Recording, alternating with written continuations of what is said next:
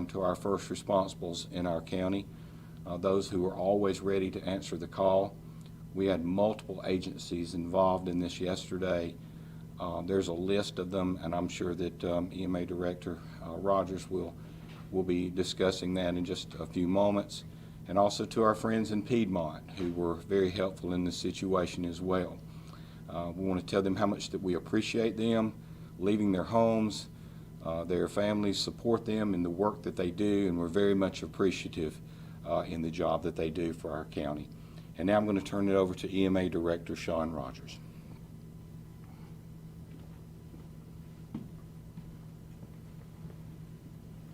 Good afternoon. Thank you, Judge. I want to start off by saying, reiterating what the judge said about our first responders.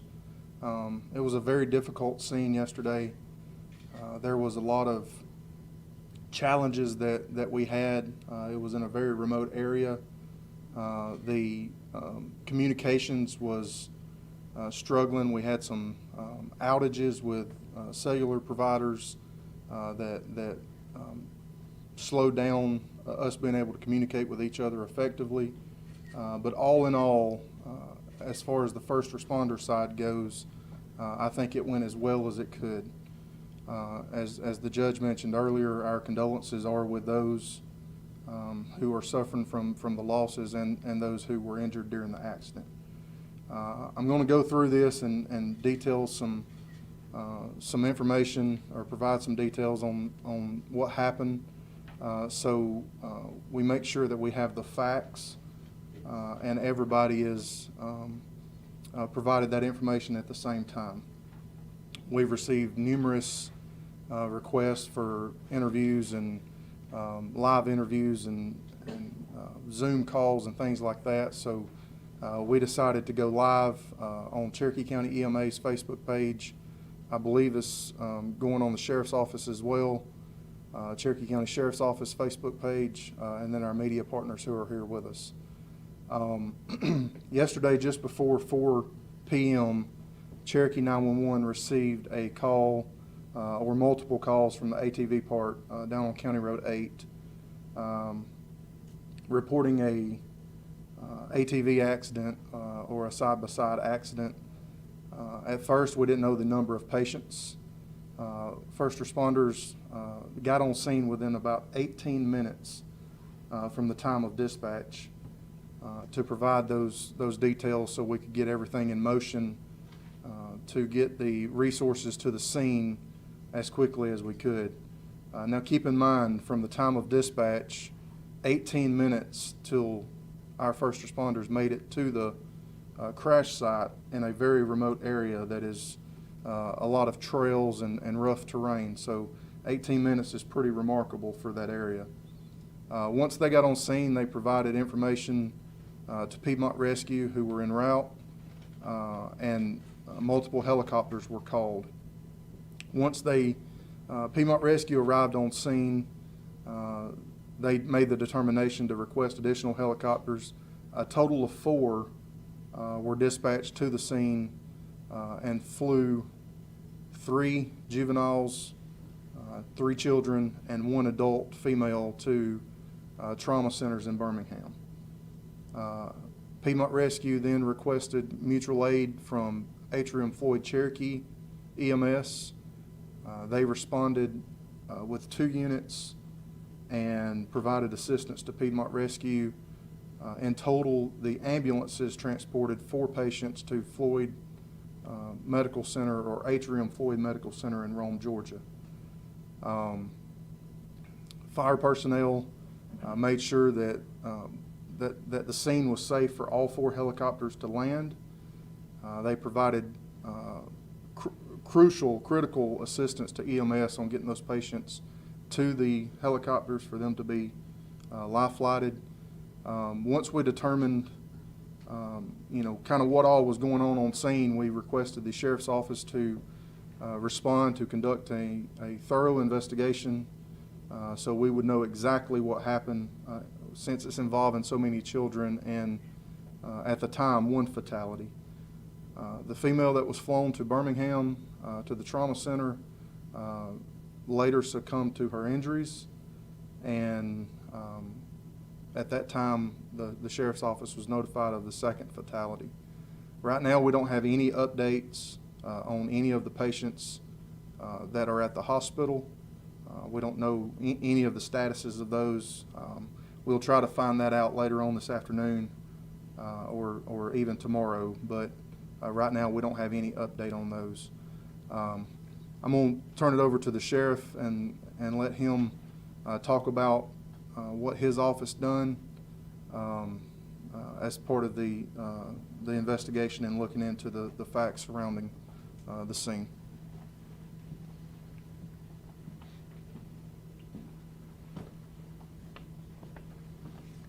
Hello, I'm Cherokee County Sheriff Jeff Shaver, and like our judge said, we send our thoughts and prayers to these families that have been affected. Our office responded to this incident, and our investigators responded along with the officers. We conducted and are still conducting an investigation to determine the facts as to what caused this accident. It appears that the deceased driver was operating a razor, and according to witnesses, at a high rate of speed, he struck another razor who tried to avoid him, left the roadway, overturned, and struck a tree. And at that time, it just became the rest of the investigation. So I'll turn it over to Paul McDonald, coroner.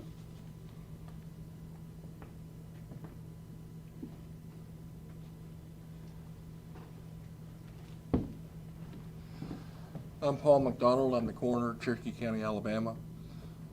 You have the preliminary information. That's the press release that the information that I'm providing. If you have any specific questions, I'll try to answer them. Does anyone have a specific question? Yeah, maybe this is for the sheriff's office instead.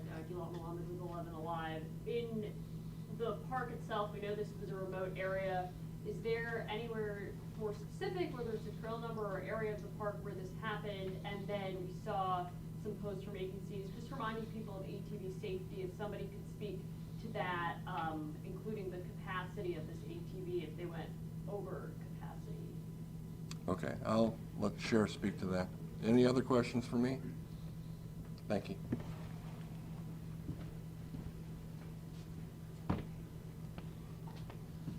That's a very large outdoor park area there, and when I first heard of the accident, I assumed it was on one of the steep mountainsides, but actually it occurred on what used to be an old railroad bed that's basically flat and then a slight curve. What was the rest of your question? Yeah, just regarding ATV safety, I don't remember if it was. I'm sure that it's not recommended to have 9 people, especially young children, in a razor, not using safety harnesses, because I mean those vehicles are used off-road, and if used improperly and if you're not following the manufacturer's instructions and guidance. I mean, I have a ATV that I use for work, and you know, it can be very dangerous to travel the wrong way on those. Do you know if any of them were in safety harnesses? I was told no one was harnessed. The other ATV vehicle that witnesses said they may have collided with, anybody hurt from that, or do you know how many passengers were in that? There were 2 passengers in the other razor. They were not injured. They basically had struck on the front passenger side, and it busted their wheel and turned it sideways. And of course they were stopped, and they did try to render aid to the victims there. Just one thing I wanted to clarify with the victims, I know you don't have their status. Do you know, is everybody who was brought to the hospital still there? I really can't release that. Sheriff, any indication that alcohol was a factor? Let me just say, Jerry, that in any accident investigation with toxicology, you know, it's best to wait till you get your results back to say that, yes. Okay, thank you. I have a question. What safety rules were in place at the park at the time of the incident, and were those rules enforced by the park? The park does have rules, and I'm sorry, I can't quote their rules, but, you know, I don't know if they were aware of what was going on, or, you know, we have rules in our parks, and we have people who think they can smoke marijuana and leap from one rock to the other, and you know, it usually involves somebody doing something inappropriate, you know, or unsafe. Thank you.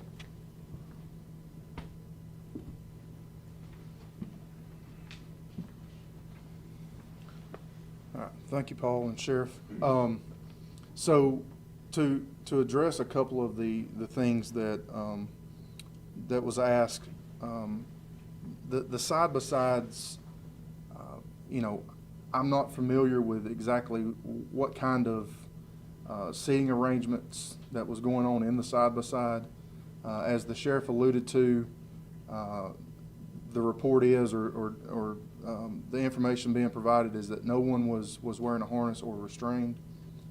You know, there's nothing that says that everybody that gets in a side-by-side has to be restrained.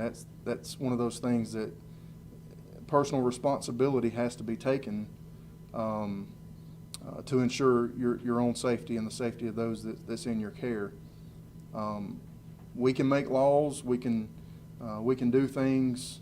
There's a lot of laws that's out there that are made to try to deter crime or deter things that happens. But that's also the reason why we have criminals, is because criminals don't obey laws. I'm not saying that anything criminal happened here. I'm saying that those rules that were there, it's almost impossible for somebody to look and monitor their actions every minute of the day as it goes on. This is a 46, 47, 4,800 acre park. It's very, very large.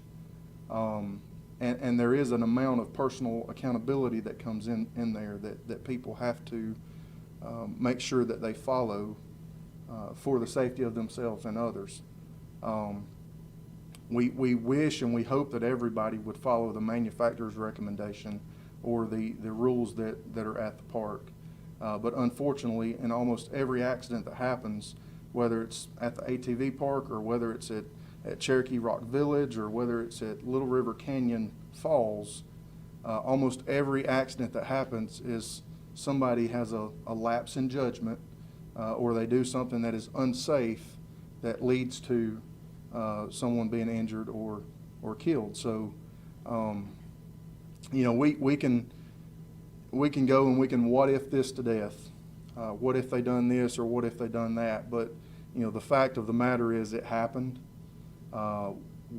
We go back and we look at how we can correct that in the future, how we can educate the public, how we can advocate for things to become more safe than they already are, and how we can improve our emergency response and emergency services there. I was contacted by Senator Jones earlier today, who says that he has been contacted by a lot of media outlets asking for a statement, and he had called and said that he knew that we were doing this press conference and asked if he can come and speak. And while our operations, emergency operations throughout Cherokee County, we don't, politics doesn't play a factor in our operations. Our operations is led by dedication and skill and experience of our first responders and our leadership here within the county. I think some of the media outlets had reached out inquiring about some legislation that was introduced in the past. I told him that we were having this conference at 4 o'clock this afternoon and that he was welcome to come. Senator Jones is here.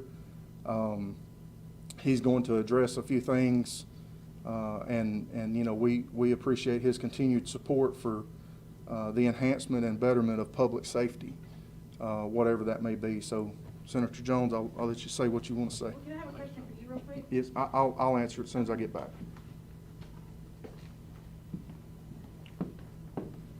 Thank you, Sean. Once again, my name is, I'm going to move this over just a second here. My name is State Senator Andrew Jones. I represent District 10, which includes all of Cherokee County, and I'm going to read a prepared statement. My wife Summer and I were deeply saddened by this Labor Day weekend's tragedy at Indian Mountain ATV Park, and we are keeping the 9 victims from Georgia and their families in our thoughts and prayers. As emergency responders have reported, multiple ambulances and 4 medic helicopters were called to the scene of this fatal accident. I personally heard how this incident overwhelmed our local emergency responders. These responders dealt with unfamiliar terrain, logistical confusion, and spotty communications coverage on a busy holiday weekend. They also had the tricky task of coordinating 4 helicopter landings.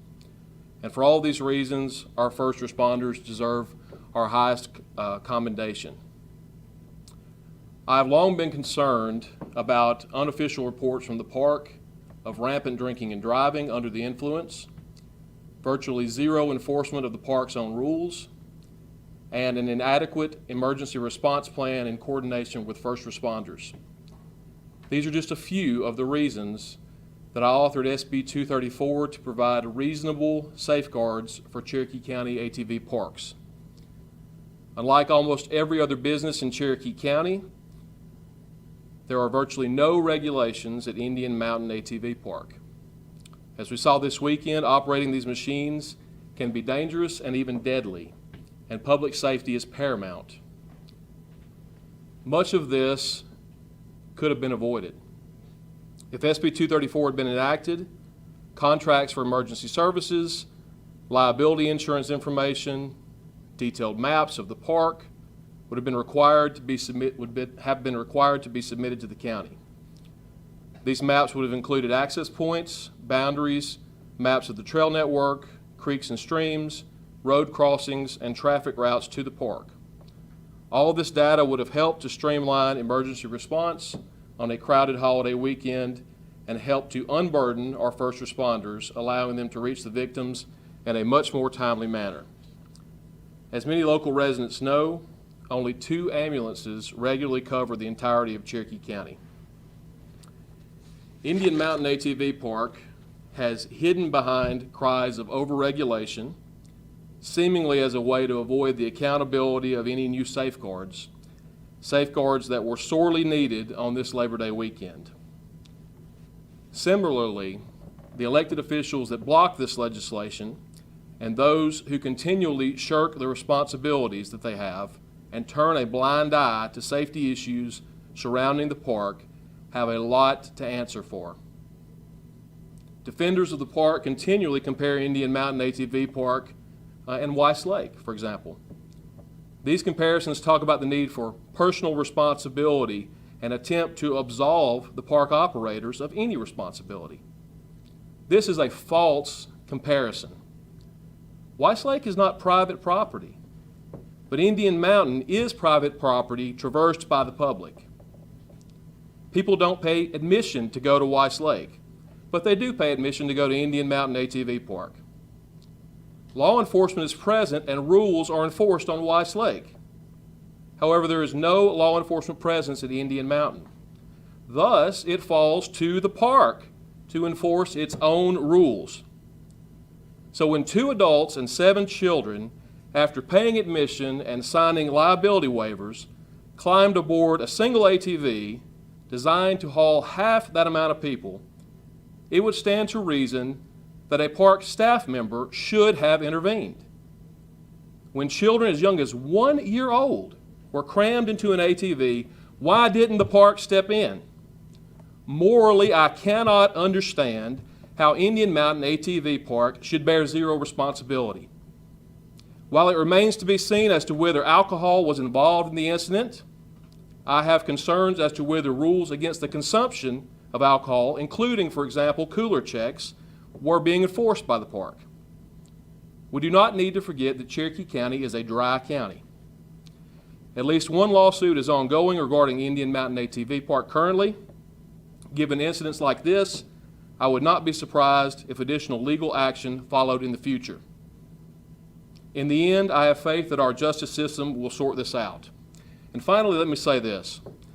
I've been asked repeatedly to bring legislation again to regulate Cherokee County ATV parks like Indian Mountain. However, without the 100% unconditional support of Cherokee County's elected officials to assist me in putting reasonable safeguards in place, there is no point in bringing ATV park legislation during the next session, and I will not do so. I would urge concerned citizens to reach out to your local elected officials and share your thoughts with them if you want that to change and if you want any meaningful reform to take place. Thank you very much.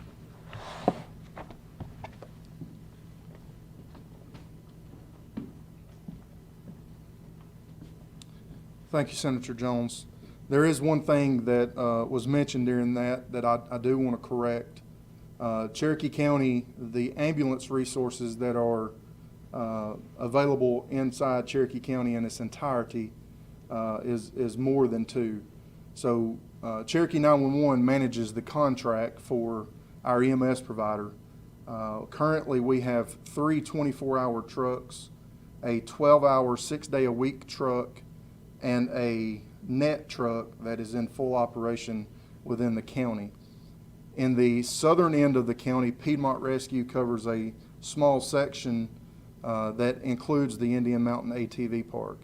And while I can't say for that small section exactly how many ambulances are available in the Piedmont Rescue operation, I do know at least 2 trucks are in operation in the city of Piedmont that is providing coverage to that small portion of the south end of Cherokee County. But in its entirety, we have roughly 6 ambulances on a daily basis that can provide services within Cherokee County. So I do want to make that clarification on our EMS services. And what would be the response time for all 6 of these? Because there's only 3 that's 24 hours. What about the others if something happens? So right now, the average response time countywide for Atrium is around 11 minutes from dispatch to on scene, and that's countywide. And if all 3 of those are like dispatched out to other hospitals, how long does it take to get them from Rome to here? So we have a resource management plan that's in place. When we get down to 1 truck, we pull mutual aid resources from Georgia, and they're staged in the county. If we get down to 0 trucks that are primary for Cherokee, we're pulling that staged truck on in to cover that operation. So like I said, the average response time countywide is roughly 11 minutes from dispatch to on scene.